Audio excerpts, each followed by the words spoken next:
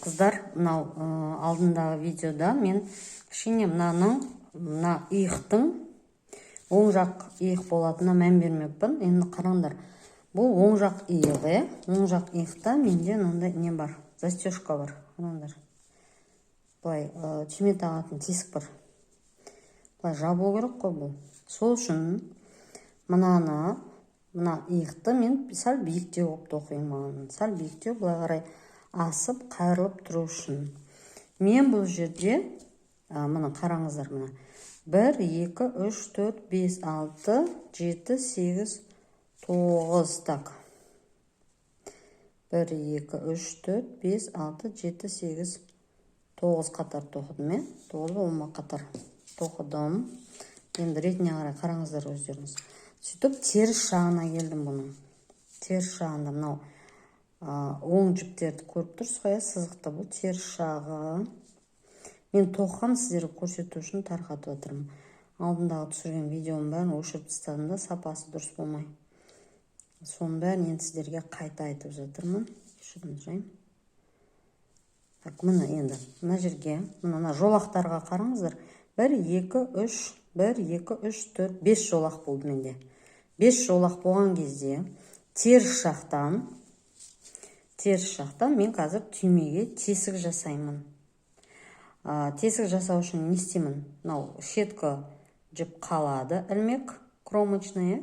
Одан кейін 1, 2 ілмек тоқимын. 2 ілмекті тоқыған соң накид алам, орам. Сосын 2 жіпті бірге қосамын, 2 ілмекті. 1, 2, 3 ілмек тоқыған соң тағы да орам жасаймын, накид. Және енді былай қаратсаңыздар болады. Екеуі де ішке қарай қарап тұрсын десеңіз, қараңыздар, алдыңғы қабырғасынан алып. Алдынан қабырғасынан алып, 2 ілмектен 1 ілмек шығардым, қысқарттым. Осылай түймелер қадалатын тесік жасадым. Енді былай 1-2 рет жүруім керек, застежка пайда болу үшін. Экранды дұрыстаймын айтырым. Енді мен неше рет тоқимын, мынаған қарайым. Осы менде дұрыс шықты, осыған қарап тоқи беремін қазір. Так. Бір қатар, мынаны оңға ала беремін тесікті.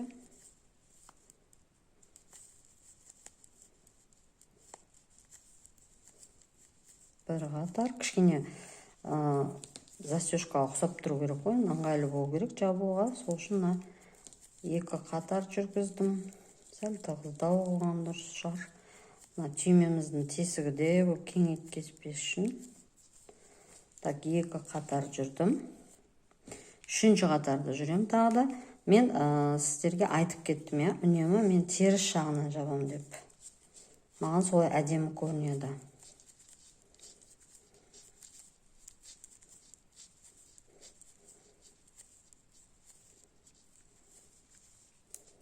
Енді мына теріс жағына келген кезде мен иықты жабамын. Тағы да мойнын жапқан сияқты етіп жабамын. Іліп алдым. Мынаны тоқимын. Біріншіні. Одан кейін былай іліп алып жабамын. Тоқимын. Жабамын. Тоқимын. Көрініп тұрма. Мынаны былай жабамын. Осылай иығында жабам. Егер де менің көрсетіп атқаным жылдам деп ойласаңыздар, өзі YouTube'да качествосын көбейтетін, азайтатын, одан кейін жылдамдығын көбейтетін, азайтатын бар. Астында настройка, видеоның астында. Сонымен өздеріңіз паузаға қоясыздар ма, жоқ, төмендетесіздер, азайтасыздар ма. Енді қараңыздар, мына жерге келгенде, тағы да мен ешкімнің біреуден үйренгенім емес, өзім қалай жасаймын, соны түсіндіріп жатырмын сіздерге. Мына жаптым ғой, енді былай іліп алсақ та болады. Мынаны былай ілсек те болады, жағымда да тұрады. Былай ілсек болады, осылай ілсек, мына жерде түйін пайда болады. Маған осы түйін ұнамайды, сондықтан мен не істеймін? Мен былай шығарып алам, соңғысын ілмей, түйін жасамай шығарып алам. Енді теріс жағы ғой, осы теріс жағына мынау нені хвостикті жасырамыз, тығамыз. Қалай жасырамыз? Мынаны іліп алсам болады. Сәл бүйтіп артық шығып кетпес үшін да. Енді мына жердегі теріс шығып тұрады өзі, теріс ілмектің несі. Осылай әр қайсына кіргізіп арасынан бүлдіртпей. Мен алдында жасап қойған бір 4-5 сантиметр қалдырсаңыз болады мына жіптен. Мен алдында тоқып қайта тарқаттым ғой, сол үшін мен ұзында болып тұр. Негізі жіпті тоқып, одан кейін тарқатсаңыз, негізі жіп жіңішкереді. Сондықтан әрине көп тарқатқан дұрыс емес. Жіптің несі өзгереді, толщинасы, жіңішкелігі, жуандығы. Жіңішкелеу болады. Неғұрлым көбірек тоқып тарқатсаңыз, жіп өзгереді. Кейін, мысал үшін, бір бөлігін тарқаттыңызда, екіншісін жаңа жіптен бастадыңыз, уже ол сәл басқаша болады. Сондықтан енді бізде тоқымашылар көп тарқатамыз ғой. Көп тарқата бермей, дұрыстап бірінші өлшеп алып, есептеп алып тоққан әрине не жетсін.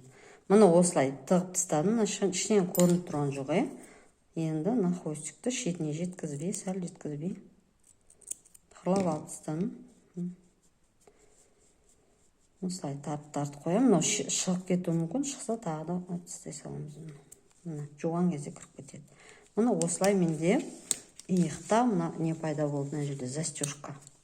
Енді мына екінші иықты мен 6 қатар көтерем да, жаңағы көрсеткен сияқты жабам. Енді өзім тоқи берейін, сіздер де өздеріңіз тоқи беріңіздер. Бұл жерде қиындық жоқ деп ойлаймын.